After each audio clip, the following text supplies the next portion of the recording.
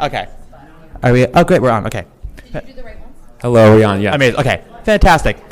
Thank you for voting, everyone. Okay. Hello and welcome to a very special episode of Broadway Breakdown, live from BroadwayCon 2025! Exclamation point! By being in our audience today, you are part of a live recording of the podcast, so feel free to laugh, applaud, and react along with us. Make sure you're also following us at Broadway Podcast Network for the latest updates on what we're up to at BroadwayCon. Thank you, Alan. Now, let's get started. Hello, all you theater lovers, both out and proud and on the DL, and welcome to Broadway Breakdown, a podcast discussing, yes, that's right, a podcast discussing the history and legacy of American theater's most exclusive address. I am your host, Matt Koplik, the least famous and most opinionated of all the Broadway podcast hosts.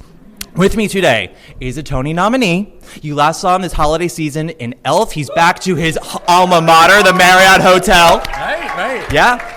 Please welcome to the pod, Gray Henson. Hi, Gray. Hi. Woo! Hi. So this is to clarify for Gray, who didn't understand what was happening. We are about to pick out one of your votes at random. We are not going to tally the votes. That will keep us here for an hour. Right. That's what I thought was happening. Yes. But depending on how the votes go, it could skew either way based on how many people voted for what. So again, our options are Mean Girls, Les Mis, Sweeney Todd, Oklahoma. Gray, do you want to do the honors? Yes. Fantastic. Okay. It is Les Mis! Shot! Yes. Okay. So does it have to be an hour, Alan? Can it be 5? Oh, no. It's a 3-hour musical. Okay. We all have a lot of stuff to talk about. Buckle So up. first things first. Great. For the uncultured noobs out there, can you simmer down what Les Mis is about in a couple of sentences? Okay. The synopsis of Les Mis. A plot so simple that they had to put it in the playbill of the original Broadway production so audiences could follow along. Oh, did they really? Oh, I have so incredible. That would be helpful, I think. Oh, yeah, they're like, Act 1, Scene 1, this is what happens. Act 2, Scene 2, Jean Valjean has a new name. It's that kind of stuff. It is really confusing, isn't it? Oh, yeah. Okay, yeah, I mean, it's about Jean Valjean, who... So I've done Les Mis twice, which we'll get into later. Fantastic. But I haven't really thought about it since middle school. But... So, no, that's not true. I saw the movie, which came out after middle school for me, I think, right? When did the movie come out? 2012. Okay, yeah. Yeah, you weren't in middle school. No, I graduated from college in 2012, yes. Fantastic. So, okay, it's about Jean Valjean, who is a criminal. He's a convict. Convict, right. Because he did what? He stole carbs. Right, he stole bread. But that's where the show starts, right? The show starts with him going out on parole after 19 years in prison for stealing a loaf of bread, yes. Okay, could you give us the synopsis of Les Mis?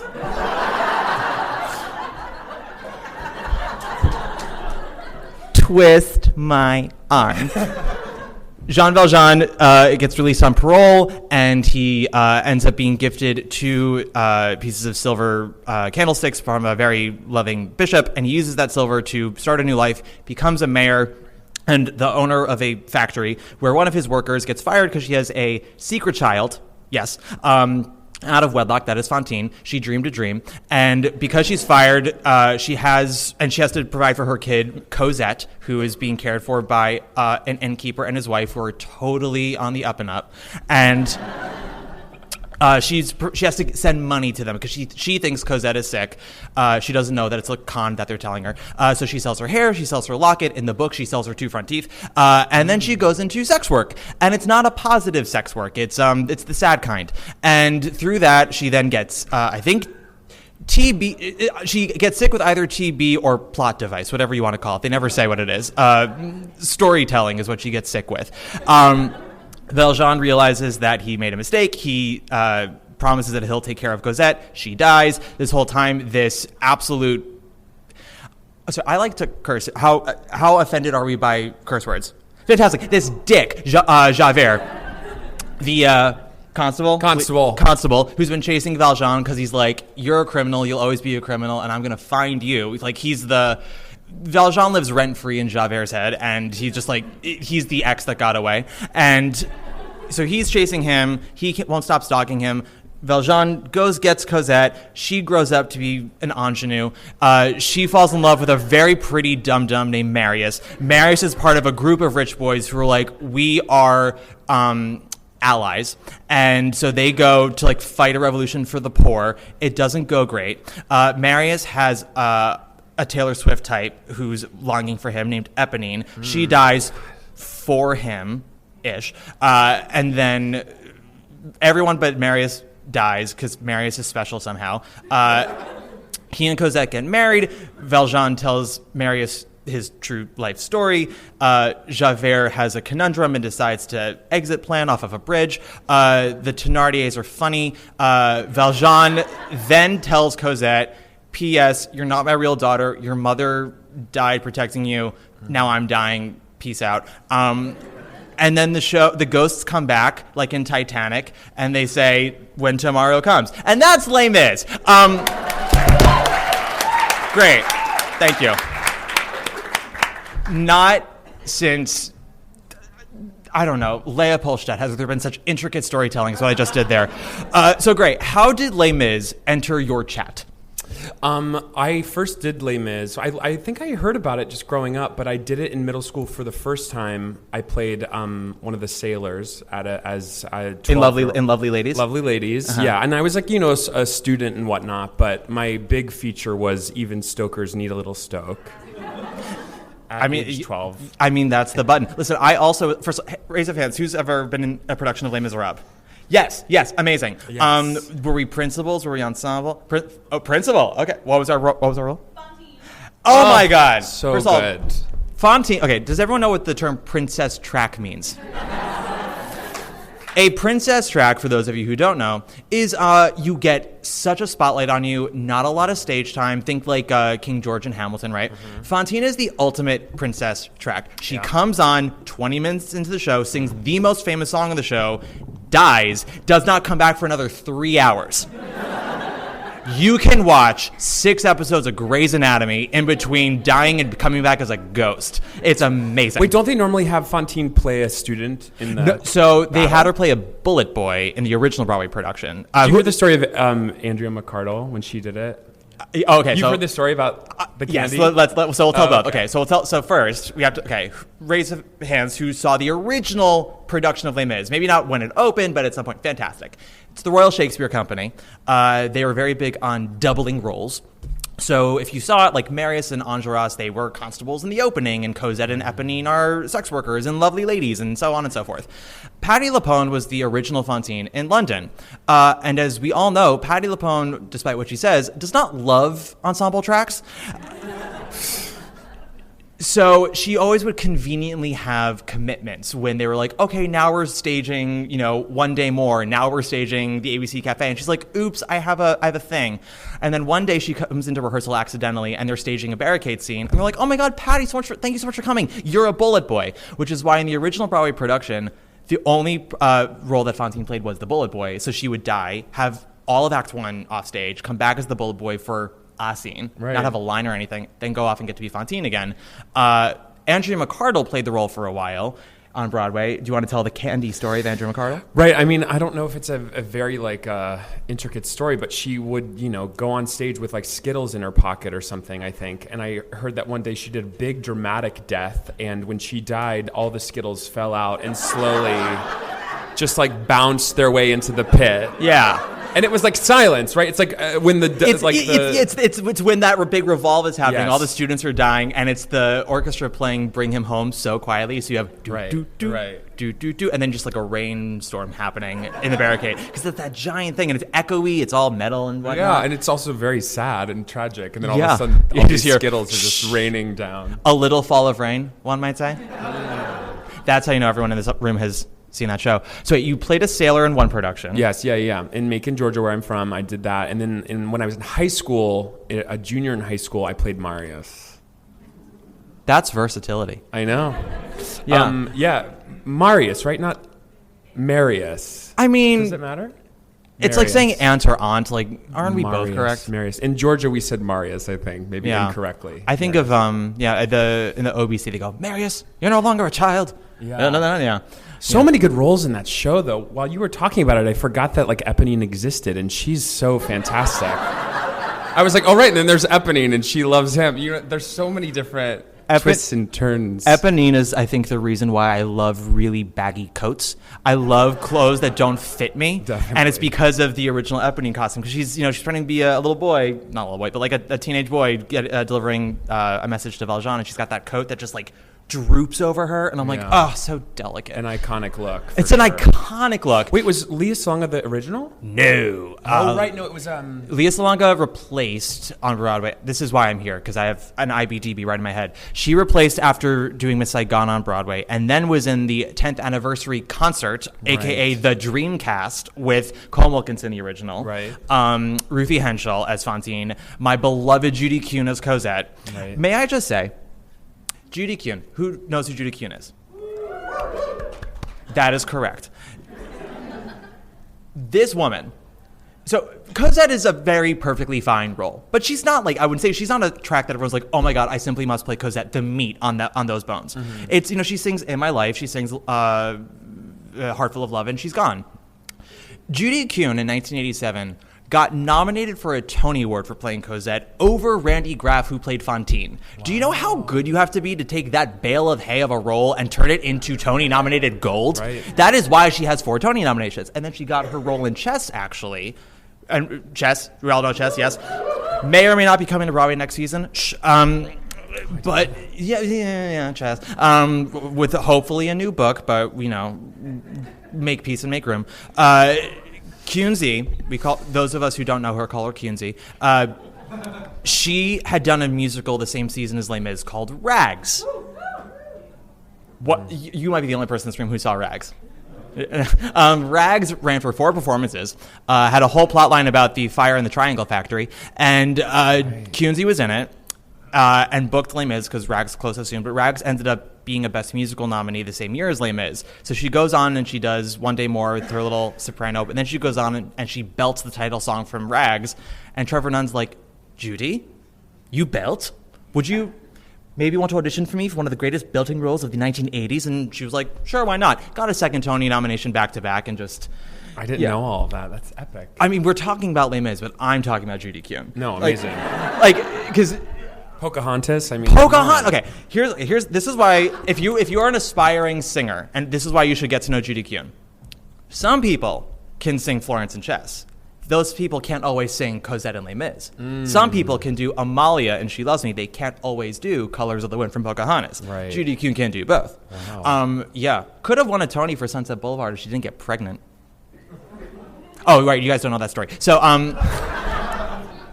yeah. You have so many stories. So many stories. So Judy Kuhn was in the Los Angeles production of Sunset Boulevard, the famous one that got Patty fired. And she was Betty Schaefer, another Cosette-ish role where you're like, you're pretty, you sing pretty, but like, I was going to bring it to Norma.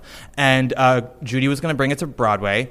And then she got pregnant, and so then it was Alice Ripley, who we do love, but she can't sing Amalia, and She Loves Me, and that's just a fact. That's why Kunze's amazing. And she would have won a Tony if she had gotten it. I'm convinced of that. Yeah, it's my one tinfoil hat theory. Have you told her? Yes, it's not my proudest memory. Did it go over well? Have you? Well, so. It is live. In a way, it did, and in a way, it's a thing that happened. I saw Fun Home, and my friend Emily was in it, Emily Skeggs, and Emerson, woohoo, and she knew how I felt about Kunze, and didn't tell me that I was going to be meeting Judy Kuhn. You don't tell a homosexual. Sorry, you don't go and sneak Judy Kuhn up on a homosexual. You tell them ahead of time you're meeting Judy Kuhn. Same thing with Audra or Donna Murphy, and. She just like, oh, Judy, my friend Matt is a fan of yours. And the first words out of my mouth were, I'm so sorry for what's about to happen. And just word vomit. I talked about Mystery of Beverly Drood. I mentioned Pocahontas. I talked about the 10th anniversary of Les Mis. Beth Malone is just standing there looking at me like it's Wimbledon. She's like watching Judy, watching me, watching Judy, watching me. It ends, and Kunze, to her credit, just goes, do you want a hug? That's so sweet. Yeah, no, it's a great story on her end. Yeah. Are you okay? Are you okay? Fun fact, I also did Les Mis at the tender age of 12. Who's done Les Mis, the high school edition from MTI? Me. No. Oh, okay. Okay. There's a high school edition of Les Mis. Like there's Once on This Island Junior, Into the Woods Junior. It's mostly just Les Mis. It's 30 minutes shorter, and the keys are easier for teenagers. They give you what's called a reference recording. Yes, yeah, of course. Where they have kids who sing it for you so you know how it's supposed to sound. If you listen to the prologue, when Valjean is on parole and he gets a job with all these like farm workers, something, he's given 2 pennies and told to go away, and he goes, "This is nothing." And there's supposed to be a farm worker who's like, "You broke the law. It's there for people to see." If you listen to the reference recording, you'll hear a little 12-year-old me go, "You broke the law. It's there for people to see." And you were on the recording? I am on the recording with Skylar Aston. Wow. Eric Bergen. Adam Chandler Barat is in the ensemble. But I had that little solo. I forgot you're a New York City kid. I am. So you were working and stuff when you were little. Did you do more of those? More of those like recording things? Not of those recording things. I worked. That's amazing. I worked. But I felt so far away from Broadway as a child. Like my Les Mis was like, Yeah, no, my family was much bigger on taking me to see Broadway. They didn't want me to be on Broadway. Right. Like they took me to see Les Mis when I was 5. Right. Yeah, because I know that because Melba Moore was our Fantine, and if you don't know Melba Moore, she sings "I Got Love" from Pearly. Yeah, she was the first Black Fantine on Broadway. And she was in it from January to March of 1995. And my birthday is in March of 95. So I'm like, best case scenario, I just turned 5 when I saw Les Mis. Yeah. My parents had a lot of faith in me. Wow. Yeah. Wait, did you do the full production on stage and then they recorded it? Or how did it work? Or did you just record it specifically for like the MTI thing? No, so MTI is Music Theater International. They're a licensing company. If you ever do like Guys and Dolls, you have to get the rights from them. They are the ones who do the juniors and high school edition. So it was a workshop production that I did where Skylar Aston was Enjolras, Adam Chandler Barat was Thénardier. And we did it, and then they were like, okay, we're going to do a reference recording so when high schools do it. Yeah. What's really cool is Les Mis closed on Broadway a year later. And Cameron McIntosh was like, we want everyone to know that Les Mis will never be forgotten. Children will keep doing it for years. So he had, at that point, the high school edition had been performed for a year. And so they had 30 of us who had done it in different school productions come together and do a medley at the closing night performance of Les Mis after the show was over on the stage in front of everyone. Kristen Milioti was in that group with me. I have a Polaroid in like a stack from that week. And I was like, oh, hell of a future like Emmy winner. I was Enjolras. I was 13, and so because I was 13, they're like, you'll wear the costume, you won't get a solo because your voice is going through things. But yeah, that was like the fun time. That is so cool. I have a photo of me with Alan Cumming from the after party that I have framed. Yeah. Do you have a video of this? Of the closing singing on stage? Yeah. I don't. I think it's on YouTube. Oh, okay. Well, send it to me after. I mean, like, great. Do you personally own videos of you and Mean Girls? No, I don't. Yeah, but like, the videos are out there. Yeah, that's true. That's true. There's the video of you and Les Mis. I do have a recording of Les Mis, but when I did Marius. And actually I have a CD of it too. Like someone's mom burned us a CD of our performance because we thought it was so amazing. Which it was really not. But that's the beauty of high school. So how was your approach to Marius though? Because he's a tricky role. Yeah. I don't know that I was really thinking of my approach at the time when I was 16. It was my natural energy. Like that was me in high school, was just like youthful and kind and just wide-eyed. And so that's how I played it, I think. And that was when I was like first discovering like my singing voice. And I remember thinking like, oh, there's something I can sing these notes and hold them out. And I just felt like something about Les Mis makes you feel like you're really a Broadway performer, right? There's just the energy and the drama and like, I think it was the first time that I was like, oh, I think I can do this professionally, seriously, playing Marius in Les Mis. I mean, if you can get away with playing Marius, you can. No, but I mean, it's like sort of it's not the most exciting role in the show, right? No. Do we have any Marius apologists out there who are like, I think he's secretly the golden track? No. Yeah, that's what I thought. It's kind of bleak. Yeah. Yeah, well, because like a little generic. Yeah, but I think that's sort of every part in that show fits a place in a tapestry, right? Yeah. Like Enjolras is like the heart pumping, like not Lothario, but like kind of like what you would imagine the hero of a story to be. Right. And the actual hero is this like, I don't know, sensitive inside boy. Yeah. He does have the biggest arc, right? Like Marius, like you said, he does go like he survives everything and sees. Would we call that an arc, or would we call that someone who things happen to? It's true. I mean, I guess isn't that the definition of an arc, right? Like life happens to you. Yeah, but then like, how do you shift from it? You know, so like, empty chairs and empty tables. Like he realizes some shit in that song. That he's sad? Yeah. Well, actually, like, let's walk through that song because I'm forgetting now what happened. Okay, well, actually, so Santino Fontana has a great joke about that song, that it's the perfect 8-bar cut. Because it begins and you go, there's a grief that can't be spoken. Thank you. Because if it can't be spoken, why do you then sing for 3 more minutes? But that is ultimately the beauty of musical theater. That's so true. Yeah. Oh my God, I love that so much. That show also is really big on motifs of, some would, a negative Nancy would call it, recycling melodies. I think of it as a motif because, it's something that Andrew Lloyd Webber gets dragged for a lot. Right. He repeats stuff. But, there are times when I think it makes sense in Les Mis. Evita maybe a little less so, much as I love that show. Sure. Like in Evita, I don't know why the melody for Another Suitcase in Another Hall is then the melody for The Actress Hasn't Learned the Lines You Like to Hear. I'm like, what's going on here? Is it just that we like that it scans well? Yeah. I can't tell you why in Phantom of the Opera, Angel of Music is so like faux opera, and then we go straight into 80s synth pop. I love it. Don't get me wrong. Like, it's chemically beautiful. But I like dramaturgically speaking, like, what are we doing here? What's this about? Yeah. Wait, what are the major themes in Les Mis? Oh my God, a million. There's the On My Own theme, which is first sung by Fantine as she's dying and singing to like imaginary Cosette. Right. And then is sung again by Eponine when she's singing about an imaginary Marius. Themes, dramaturgy, this is why this is important. And then when Valjean is dying, Fantine and Eponine sing that melody again, the Take My Hand, I'll lead you to salvation. Yes. And my friend Prescott, drag queen Sentley Seymour, for any of you New York people, he said to me, like, why is Eponine there when Valjean dies? She met him for a second. I'm like, well, themes. It's about Lyrive. It's about sacrificing self for others, and her and Fantine singing that melody line together. I'm like, it just makes sense to me. Right. Yeah. There's other ones. Castle on a Cloud is repeated only once, thank God. But after Attack on Rue Plumet, plot point we didn't talk about. Thénardier, the innkeeper who's mean, he recognizes Valjean many years later because when Valjean goes to take Cosette away, he's like, here's money, I'm taking this little girl away. And Thénardier is like, peace be with you. But then he realizes that Valjean was worth like so much more money, and now he feels cheated. So he goes to rob Valjean with his gang. Eponine screams, and they all run off.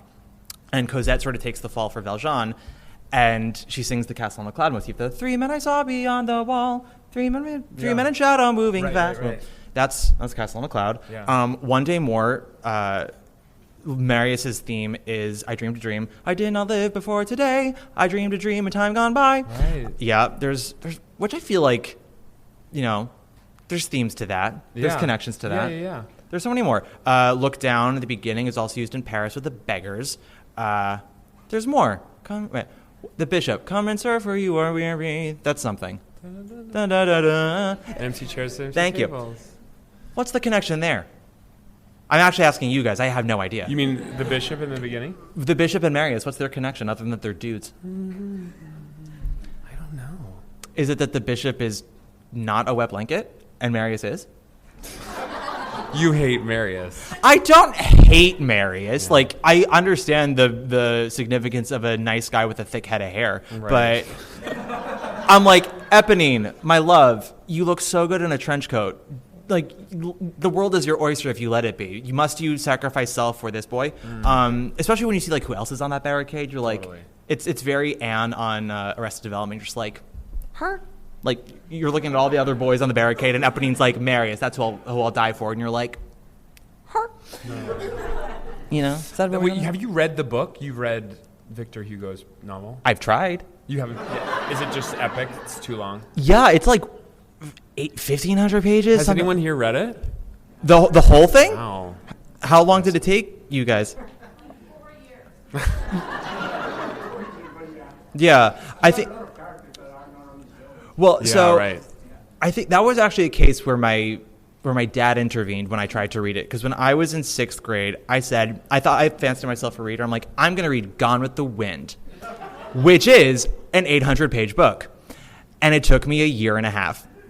And then in high school, I was like, I'm going to read Les Mis. And I think I got through 200 pages over the course of 2 months. And my dad was like, no one here is like keeping score. You like, just stop. Like Right. you're only hurting yourself. Right. Who are you doing this for? Yeah, but I've watched. There's a mini series of it. There's a movie with Uma Thurman. That's who? She's Fantine. Wow. Oh yeah, there's a movie from the '90s. Uma Thurman is Fantine. Liam Neeson is Valjean. Oh right. Claire right. Danes is a bitchy Cosette. Oh, she like has issues. That's a fun take. Oh yeah. Well, there have been many movies. It was a musical, but then it didn't make it as a musical, so they got all the songs and it has all the dialogue in between songs and it got the song. But Eponine's not in it at all. I know that. Or she's Gavroche isn't in it. Yeah, I just remember Cosette, because Cosette grows up and she's resentful that they're living in this nunnery, which that's also something that you don't know in the actual stage show is that Cosette and Valjean live in a nunnery. Yeah? Did I just blow anybody's minds? Yeah, that's mine. why the original production, her costume was black with that like little white thing. Yeah. Yeah, it was like the nuns. They had a whole sequence. Actually, this is a fun fact. Okay, sorry, this is where I'm actually going to prove my worth and not just be catty. So when we did that medley for the final performance of the Broadway production, John Caird, one of the co-directors of Les Mis, came and spoke with us, as did Randy Graff, as did Claude Michel Schonberg, who said, if you're not sweating, you're not singing. And that was super important to me at 13. I've grown up now being like, that's unsustainable. But Les Mis, he said, there was a chase sequence in Act 1 that they had to cut because the first preview of Les Mis was like 5 hours long. And it was, yeah, I know. It was like, I don't know, the first preview of Gypsy. But they had this whole chase sequence when Valjean left the Thénardiers, and Javert is chasing him, and it's on the turntable and all this stuff. And he carried a dummy Cosette on his shoulders and went up the barricade and jumped into what turned out to be the garden of a nunnery.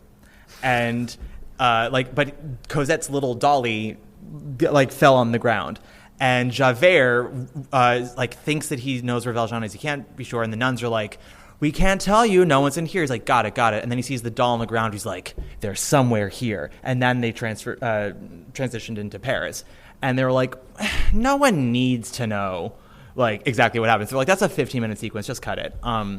So they were just like, yeah, who cares? Valjean and Javert are in the same spot again 10 years later. That's just what they do. Every 10 years, they're in the same city in France. It is a pretty impressive thing that they made that massive book into a musical, and there's so many characters and different plot points you have to follow and track, and it's like a feat. Yeah, well, you kind of sacrifice nuance, which is fine because the whole thing is epic. So it's just big masterstrokes. I tell people all the time, don't come at Les Mis with a fine-tooth comb because that plot does fall apart in the stage show if you analyze it too much. Yeah, but the music, I guess, sort of just lends itself to the emotion that's missing from the text, right? I think so, yeah. What would be the song for you in Les Mis? In Les Mis? Yeah. I mean, it is I Dreamed a Dream. Yeah. Isn't it? I think that that's I think the one that has the most lasting power. Have you ever gotten a chance to sing it? No. It's on the bucket list though. I Dreamed to Dream. Yeah. Are we going to do a cabaret at any point? Yes. Yeah. We'll play every part in Les Mis. But Marius. Yeah, except I definitely don't want to play Marius. Yeah.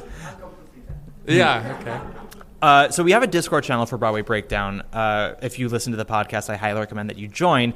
And I just asked the Discord members, what are a couple things you'd want to us to talk about? One person said, so we said favorite song. If you could cut one song in Les Mis, what would it be?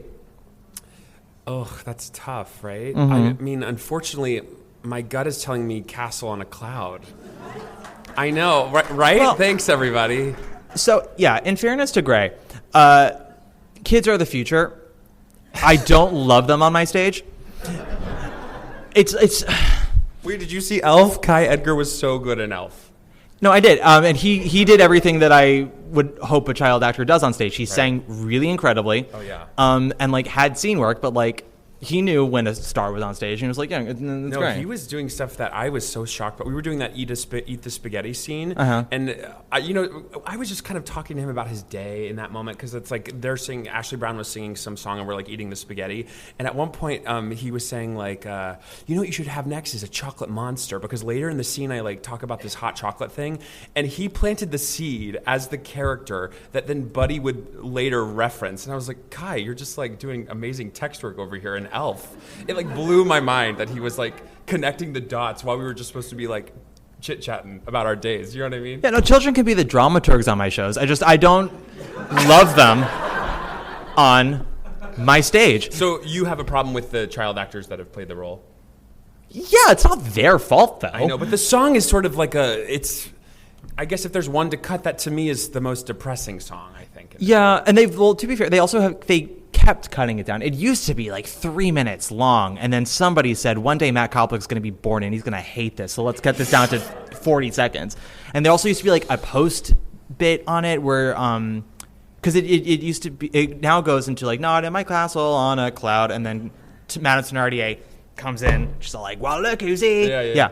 It used to be, and you can watch in the Dreamcast as well, before she comes on, she's like, oh, help, I haven't finished scrubbing the floors, and they're gonna beat me now. Like, it's like this 3-minute preamble that I'm just like, this is like Amelia Perez bullshit of just like, singing on one note all of your inner thoughts. Yes. I'm like, we're better than that, Les Mis, and so they cut it. But yeah, would I cut Castle on Cloud? I would cut Turning. Anyone know Turning? Yeah. That's, I think, the only song that repeats the Lovely Ladies medley motif. Again, I couldn't necessarily tell you why, other than it's two situations where there are women on stage. But Turning is post-revolution, and it's just the women being like, those pretty boys went to fight, and they couldn't have done it. But I think that song is because you have to do something in the backstage to put together. So it's like It's definitely... It was filler. I don't think it's even in the movie, because you don't need that in the movie. You don't need it in the movie. There were a lot of things I felt the movie didn't need. Oh, yeah, we haven't discussed the movie. Do we want to talk about the movie for a minute? Sure. So, they make changes in the movie. Gray. Which changes? I don't remember. Well, one thing that they do that I don't like is that they add dialogue. Here's what I don't like about adding dialogue to Les Mis in the same way that I don't like they add dialogue to Miss Saigon. When you set a world where we're singing text, not just like my inner thoughts, but like, hey, how are you? And then the next scene, someone literally says, hey, how are you? I'm like, why are we not singing anymore? Like, it's just, it's whiplash. Right. So there's, they changed the, placements of I Dreamed a Dream and One Day More, because it used to be the I Dreamed a Dream change I like, because it used to be at the end of the day I dreamed a dream, lovely ladies. In the movie it's at the end of the day, lovely ladies, I dreamed a dream. Right. Because we ultimately want to see she sings that and dies in the movie, right? But that doesn't happen in this show.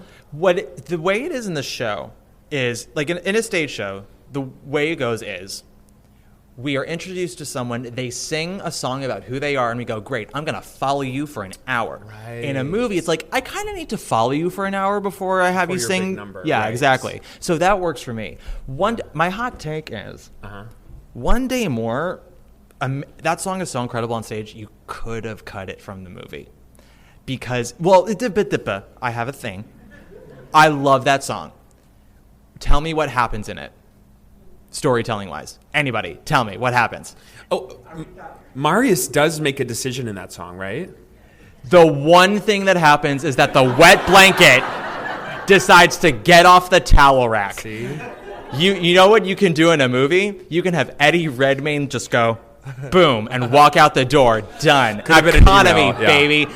Yeah, and we could have gotten an extra verse of another song for that. That's true. Yeah. Wait, so where does that fall in the movie then? I don't remember. So in the movie, it's the actual finale. But it's not One Day More that they move. They move. Do You Hear the People Sing? Is what they move to. Instead of it happening before In My Life, Heart Full of Love, they do it after One Day More. Okay. Yeah. At the General, what's his name? Bismarck? No, but not Bismarck. Lamarck. Thank you, Lamarck. I was like, I know it's not dead. Yeah, Lamarck is dead. That's how I have to know. Yeah. Lamarck is dead. They do it at his funeral. Yeah. It's a wonderful moment. What are your thoughts on the singing live on camera in the movie? If they did it like they did it in Wicked, I would have been thrilled. But Tom Hooper, the director, said, you know what I hate about musicals? When they sound good.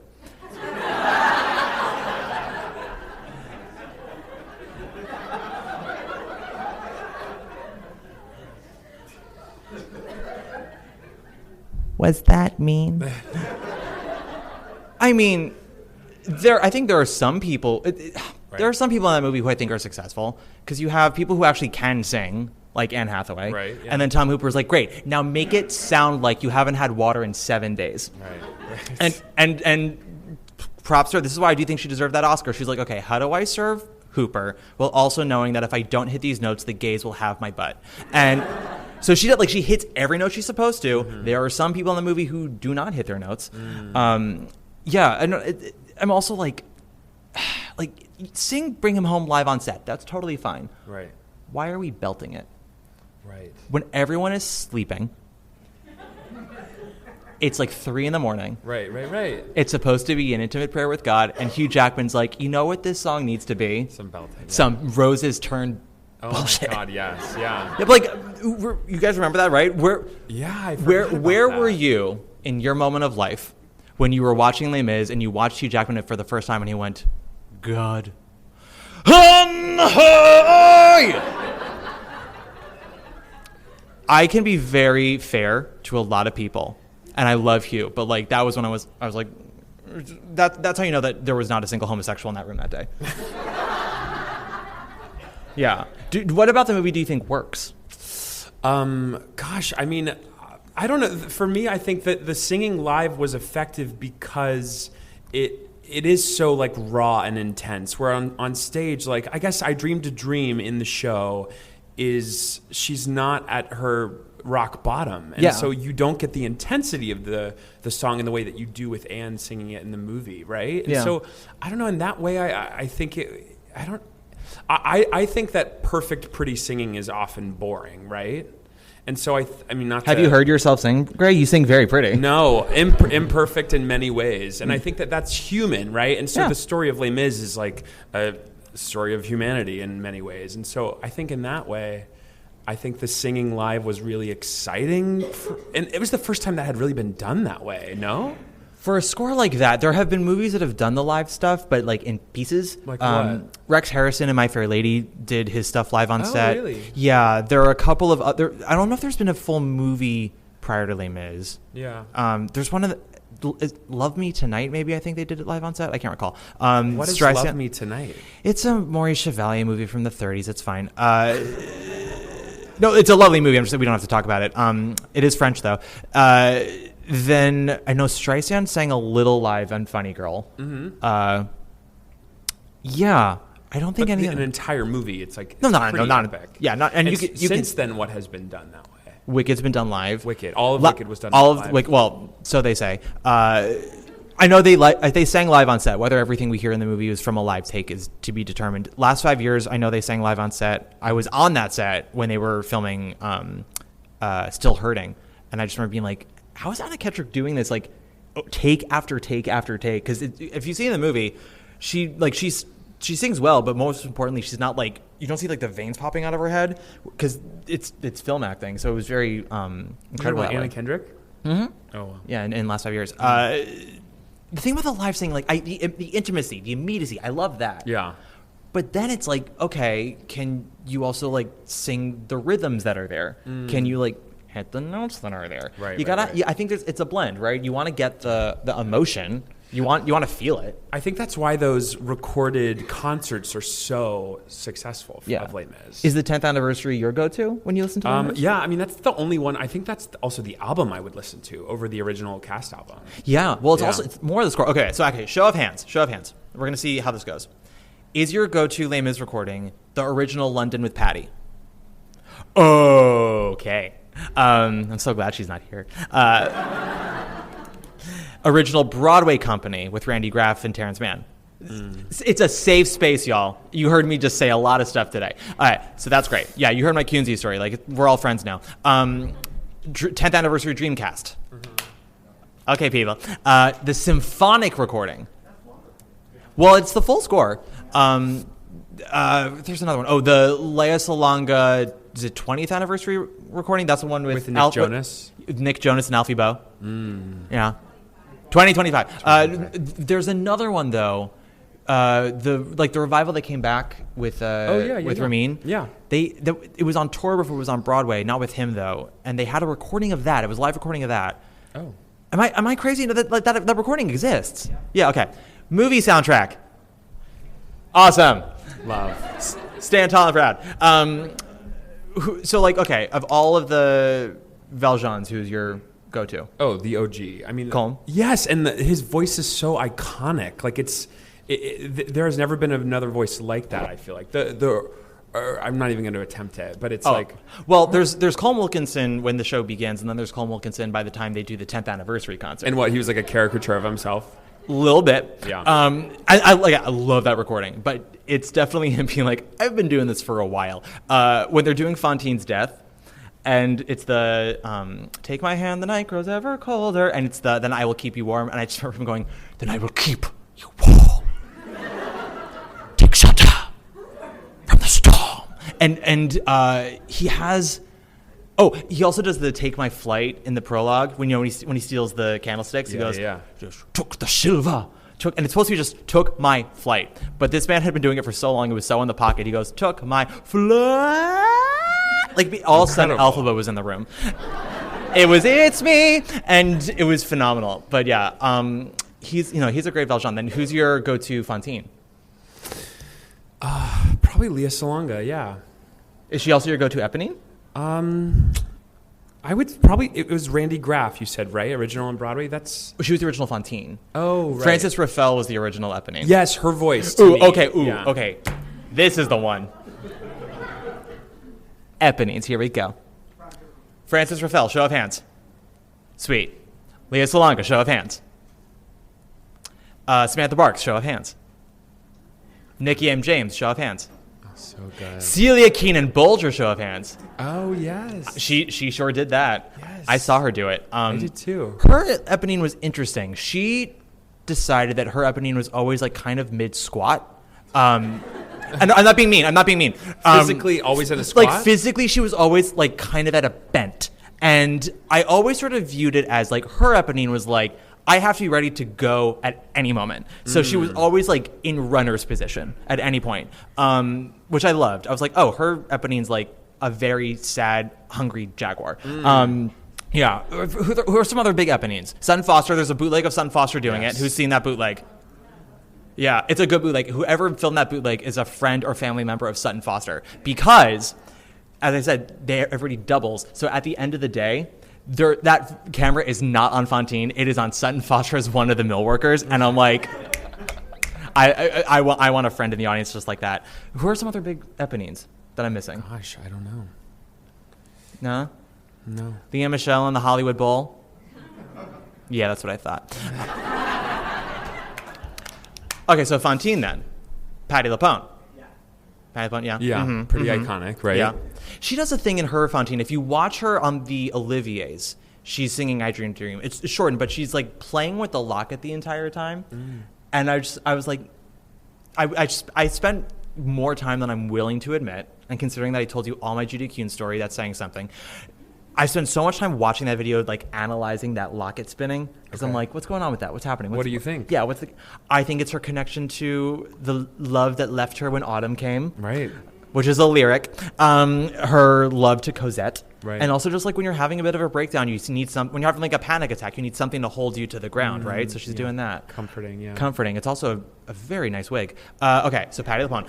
Randy Graff? Yes. Okay. What I will say about Randy Graff is that she's the only Fantine I've seen or heard when Fantine dies. Because it's the tell Cosette I love her and I'll see her when I wake. Right. Most Fantines are like, well, I'm dying, right? So like my last breath's going to be... Randy Graff's like, well, if I'm dying, I want to go out. So she belts the end of it. She goes, tell Cosette I love her and I'll see her when I wake. And I was like, It's kind of a... I love that choice, right? It's like if Mariah Carey played Fantine. You're like... It's like, I may be gone, but I'm not forgotten. Right. Yeah. Ruthie Henshaw, Fantine, who's... Yes. People... Yeah. Annie Hath. Yes. Listen, say what you will about the movie. She is good in that movie, and I feel like we've all come around on her again, right? Mm-hmm. Yeah. She's always been important to me. Right. Yeah, her and Princess Diaries. That was my introduction to the blowout haircut. I didn't know that was a thing until I saw that movie. And then every girl who had a bat mitzvah the following year had the same Princess Diaries haircut. Of course. Yeah. What's another one? Leah Salonga. Yes. Mm-hmm. There's no general consensus on our Fantines. We seem to have more of a consensus on our Eponines. Who's another? Casey Levy? Casey? Yes. Yeah. And then Erica Henningsen replaced her. She sure did. I saw Erica do it. Did you really? Uh-huh. I saw, because Melissa Mitchell was in that show, and I saw her go on for Cosette when Erica had replaced. Yeah. She was really young to have booked that. She was. That part, but I guess she's supposed to, I guess she's talented. But that part normally, I guess, is played by someone older, but yeah. The character is supposed to be a young woman, right? Well, yeah, there's a difference between being 20 years old in 1870 and being 20 years old today. Like, totally. we have skincare regimens. If you have a child out of wedlock, you can become an Instagram influencer. You don't get fired from your job. You don't have to sell your 2 front teeth. You can take pictures of your feet. Like, it's a different world. Not that. Yeah, you don't have to sell your hair. Just things like that. Yeah, so Fantine yeah, I do think you should be like around 30 plus if you're playing Fantine. Just, you know. Yeah. Yeah. Also, it gives you a dichotomy if you're going against like the students who are probably going to be 20, 25 years old. Right. Totally. Yeah. What kind of voice do you like to hear when you listen to Les Mis? What kind of sound? What kind of sound do I like to hear when I hear Les Mis? A full sound. I mean, the opposite of a pop sound. Right? Yeah. Yeah. Like a full-throated. Yeah. Full-throated. I Yeah. think so. Yeah. I mean, yeah, it's epic music, right? You want it to me, Les Mis is Broadway. Like, that's what I think of when I think of a Broadway show. Yeah. Yeah. I agree with that. I feel like Les Mis inspired a kind of singing in the 1990s that I'm obsessed with. It's why, okay. So, again, show of hands. We're all familiar with the ragtime, yes. Yes. Mm-hmm. Maren Maisie. Talk about an arc. That's a woman spends 2.5 hours learning how to belt. It's true. Back to Before is called I've Learned How to Belt. So Ragtime, Titanic, Sideshow, yeah, Tunnel of Love, baby. Those are like big things that I feel like are influenced because of the Les Mis of it all. Totally, yeah. But the thing is that here's where the 90s take the wrong lessons from Les Mis, because Les Mis is big singing, but it's a big story, right? You're covering 30 years. Yeah, epic. There's bread and convicts and teeth missing and things like that. Right. I'll never get over the teeth thing, but that require, and like, oh, I've been fired from my job and I may die. So like, it's the big singing. Something like Sideshow, where you're on a fairground ride with your conjoined sister, your manager, and your possibly gay composer. Like, high stakes-ish. Is it high stakes enough that you should be belting an E for 10 seconds long? I'm not convinced. It's very different worlds, right? Totally, It's the difference between singing your guts out because it's life or death, or singing your guts out because you need someone to pass the salt. And the 90s were a lot of musicals where it was like, pass the salt! Right. Yeah. Yeah.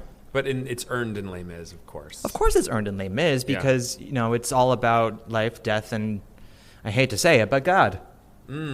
God is really the princess track of that show. Sure. Yeah, it doesn't do much, but it's always mentioned. Yeah. God is the Reddit thread of that show because he's just sort of sitting there having opinions about everyone and not doing anything to change it. Ugh. It's classic God. Classic God. My Lord. Do you think we're due for a revival of it? I mean, I know it's touring right now. I mean, yes. It was a while. Yeah, it's been a while since it. I would want a turntable again, though. Was there not a turntable in this last one? No, we got projections instead.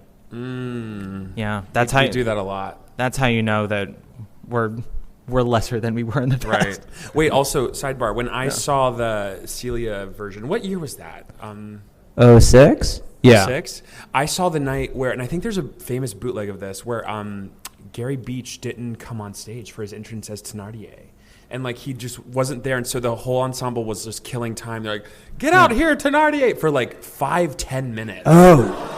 And everyone in the audience was like, something's definitely wrong, but they kept it going for some reason. And then finally he came out and I think had fallen asleep in his dressing room or something. Okay, so I didn't know that. Yeah, I was there that night. That's the third story I've now heard of Les Mis where a major person did not come on for their entrance. Wait, what are the others? So there's a Patty story and there's a Colm Wilkinson story. I'm assuming half this room knows the Patty story. We'll tell it anyway. They're in London. I think they've transferred to the Palace Theatre at this point, and they're like 6 months into the run, and Patty's living her best princess track life. And she decides, okay, I'm dead now. I'm not going to listen to the show anymore. I'm going to read a magazine. I'm going to turn off the intercom. Before she knows it, they're at the end of the show, and she's not there as Ghost Fantine to like welcome Valjean to the pearly gates.